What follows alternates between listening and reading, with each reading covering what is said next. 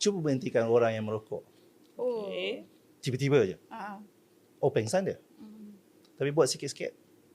Dia akan tiba-tiba hanya bila ada satu benda yang traumatic berlaku. Contohnya kawan baik dia tiba-tiba mati.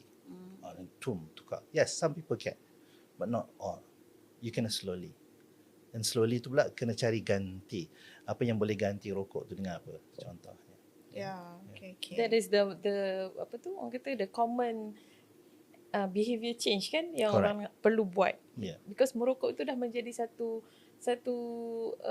ritual pada dia kan. Ritual. Dia dah macam kalau tak ambil tu dia akan ada withdrawal symptom pula. That's why perlu. Well, ritual tu satu.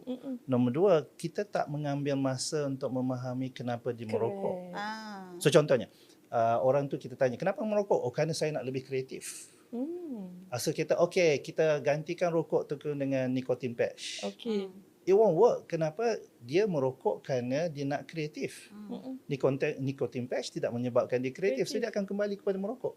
So kalau kita tanya, apa benda lain yang membuatkan you kreatif kalau tak ada rokok? Gula-gula. So gantikan gula-gula dengan rokok, then it will work. Because niat asal dia merokok kerana dia nak kreatif. Kita ni yang tak sabar menunggu nak mengetahui sebab kenapa dia buat sesuatu. Niat dia. You have to understand the niat dan kita boleh bantu dia behavior dia. Tapi kalau niat pun you tak sabar menunggu, we tend to assume. We assume kita ikut kepala kita je. Sudut pandang kita je lah semua kan. Ya.